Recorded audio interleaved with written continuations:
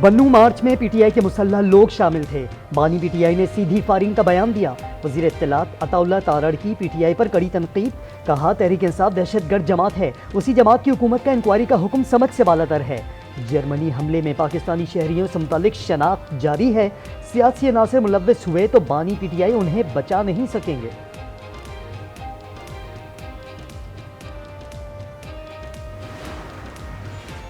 مسترد شدہ سیاسی ڈرامے باز بنو واقعے پر سیاست کی ناکام کوشش کر رہے ہیں۔ عوام انتشار کی سیاست کرنے والوں کے منفی عزائم سے باخبر ہیں۔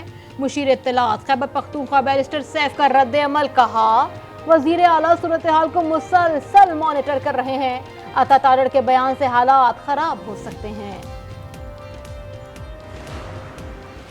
ایک سو کالڈ منصف نے ایک سازش کر کے پی کے ایل آئی کو تباہ کرنے کی بھرپور کوشش کی۔ پنجاب میں ہم نے تمام اسپتالوں میں جو سرکاری اسپتال تھے عام آدمی کے لیے علاج فری تھا۔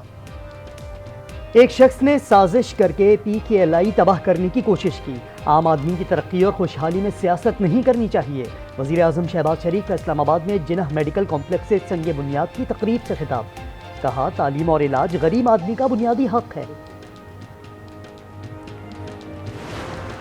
ہم نے آئندہ جمعہ پورے پاکستان میں تحریک تحفظ آئین پاکستان کے تحت احتجاج کا اعلان کیا ہے۔ ہم نے اس ملک کو بچانا ہے، آپ نے نکلنا ہے۔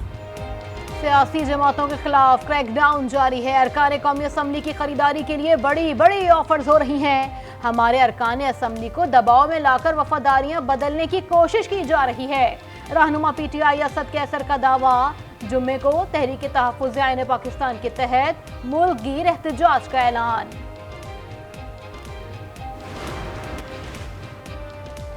باقی عمر تحریر اور تدریس کے لیے وقف کرنا چاہتا ہوں، شفقت محمود کا سیاست سے کنارہ کشی کا اعلان، کہا فیصلہ نہ کسی دباؤ کا نتیجہ ہے نہ ہی کسی اور پارٹی میں جانے کا ارادہ ہے۔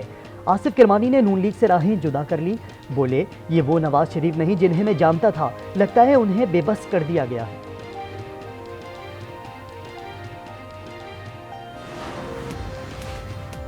وطن عزیز کی سیاست نے بے شمار حادثات کو جنم دیا۔ حادثاتی حکومت سے جنم لینے والی نسل شیروانی سلوا کر تیار بیٹھتی ہے۔ وزیر دفاع خواجہ آصف کا حکومت کے خاتمے کی افواہوں پر رد عمل، کہا غیر جمہوری سیٹ اپ بنتے رہے ہیں جو انتخابات کا پروڈکٹ نہیں ہوتے۔ خواجہ آصف نے افتخار عارف کی نظم 12واں کھلاڑی کے چند اشعار بھی شیئر کر دیے۔ عزت کا دعویٰ کر لیا ہے گورنر صاحب نے، میں نے کہا جس کی عزت ہوتی ہے وہ تک عزت کا دعویٰ کرتا ہے، اس کی عزت بہت زیادہ کی عزت کرتا ہوں۔ سب سے پہلی پرائرٹی میرے لیے امن امان، اس کو میں خود کروں گا، اس کا پڑھن میرے پاس ہے، جس وقت میں آؤٹ کروں گا یہ پکا ہو جائے گا، پھر آؤٹ نہیں ہوگی۔ فضل الرحمان زیرک سیاست دان ہیں، وہ پی ٹی آئی سے اپنا انتقام لے رہے ہیں۔ گورنر خیبر پختونخوا فیصل کریم کنڈی کا دعویٰ، کہا جن کی عزت نہیں وہ بھی مجھے ہتک عزت کا نوٹس بھیج رہے ہیں۔ وزیر اعلیٰ کا بٹن میرے ہاتھ میں ہے، جس دن چاہوں آن آف کر سکتا ہوں۔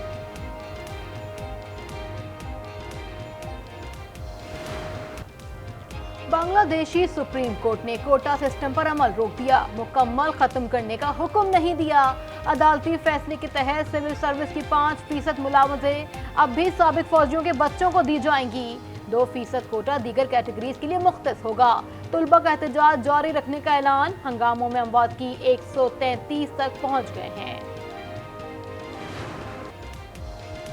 جرمن شہر فرینکفرٹ میں پاکستانی قونصل خانے پر افغان شہریوں کا حملہ، 8 سے 10 حملہ آور پرچم اتار کر فرار ہو گئے۔ اسلام آباد میں جرمن سفیر کی دفتر خارجہ طلبی، حملے پر احتجاج ریکارڈ کرا دیا گیا۔ جرمن سفیر کو واقعے پر شدید تحفظات سے آگاہ کیا گیا۔ پاکستان نے ایک شدید رد عمل کا اظہار کیا ہے۔ اگر آپ نے ہماری اسٹیٹمنٹ دیکھی ہو، ہم نے جرمن حکومت پر زور دیا ہے کہ وہ لوگ جو اس واقعے میں ملوث تھے ان کے خلاف کارروائی کی جائے۔ ترجمان دفتر خارجہ کی حملے کی شدید مذمت، ممتاز زہرا بلوچ نے کہا کہ جرمن حکام سے ملوث عناصر کے خلاف کارروائی کا مطالبہ کیا ہے۔ آج نیوز سے گفتگو میں ممتاز زہرا بلوچ بولی، بنگلہ دیش میں پاکستانی سفارت خانہ تمام طلباء سے رابطے میں ہے، کشیدہ علاقوں سے تمام پاکستانیوں کو بحفاظت نکال لیا گیا ہے۔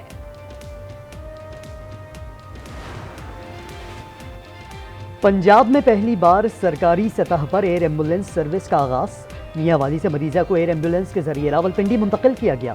وزیر اعلیٰ مریم نواز کہتی ہیں، نواز شریف کی ہدایت کے مطابق پنجاب کے عوام سے کیا ایک اور وعدہ پورا کر دیا۔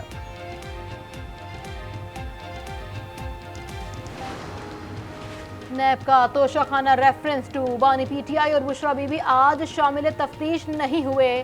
نیب ٹیم 2.5 گھنٹے جیل میں انتظار کرنے کے بعد لوٹ گئی۔ جیل انتظامیہ نے متعدد پیغامات بھجوائے۔ معروف رائٹر خلیل الرحمان قمر بھی ہنی ٹریپ کا شکار، خاتون نے گھر بلا کر ساتھیوں کے ہمراہ تشدد کا نشانہ بنایا اور لوٹ لیا۔ آرگنائزڈ کرائم یونٹ نے خاتون سمیت 4 ملزمان کو گرفتار کر لیا۔ واقعے کی تفتیش جاری۔ کراچی پولیس اور ڈاکو آمنے سامنے، پاک کالونی میں مبینہ مقابلہ، ملزم ہلاک، ملزم کے ساتھی پر شہریوں کا تشدد، ٹمبر مارکیٹ اور کورنگی صنعتی ایریا سے 2 زخمیوں سمیت 7 ڈاکو گرفتار۔ پشاور میں موٹر وے پولیس کی خاتون سب انسپیکٹر کی گاڑی پر فائرنگ، جویریہ شاہ ڈیوٹی پر جا رہی تھیں، فائرنگ سے محفوظ رہیں، ملزمان کے خلاف FIR درج، تحقیقات جاری۔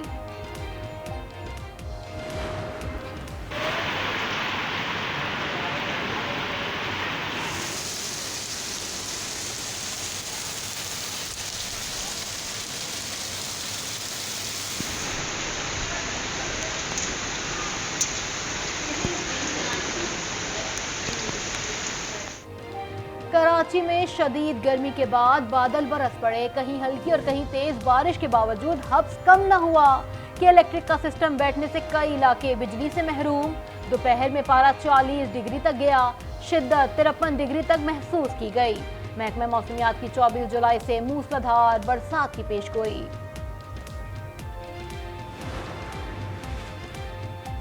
کراچی میں قیامت خیز گرمی میں کی الیکٹرک کی ہٹ دھرمی، مختلف علاقوں میں 10 سے 12 گھنٹے کی غیر اعلانیہ لوڈ شیڈنگ، دن بھر بجلی کی بندش معمول، رات کو بھی 2 سے 3 بار بتی گل کی جانے لگی۔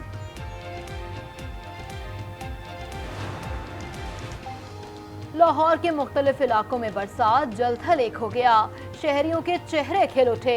کل سے بالائی خیبر پختونخوا کے مانسون سسٹم کی لپیٹ میں آنے کا امکان، محکمہ موسمیات کے مطابق پنجاب اور بلوچستان میں بھی بادل برسیں گے، منگل سے زیر سندھ میں بھی برسات متوقع۔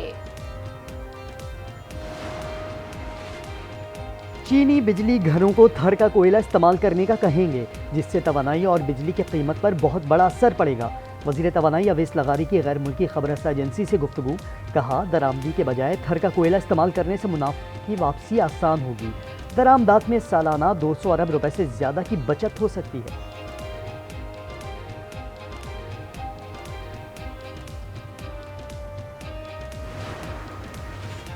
حکومت کی مہنگی ترین IPPs کو کی گئی ادائیگیاں 1950 ارب ہیں، بعض پاور پلانٹ سے 750 ارب یونٹ بجلی خریداری کی جا رہی ہے۔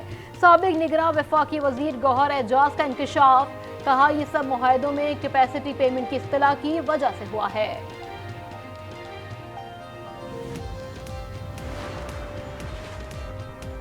امریکہ کی جنگ میں ہماری معیشت تباہ ہوئی، کچھ لوگوں کی وجہ سے ملک میں نفرتیں پروان چڑھیں، افغانستان میں بھارتی راک کے اڈے اور دہشت گرد بنانے کی فیکٹریاں لگی۔ امیر جماعت اسلامی حافظ نعیم الرحمان کہتے ہیں، امن قائم کرنا حکومت اور ریاست کی ذمہ داری ہے۔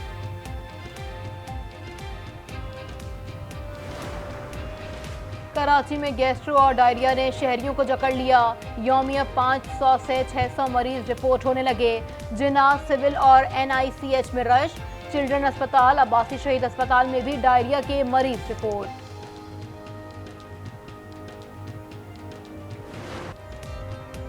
مسجد الحرام میں غسل کعبہ کی روح پرور تقریب، خانہ کعبہ کے اندرونی حصے کو آب زمزم اور عرق گلاب سے غسل، عود اور دیگر خوشبوؤں سے معطر کیا گیا۔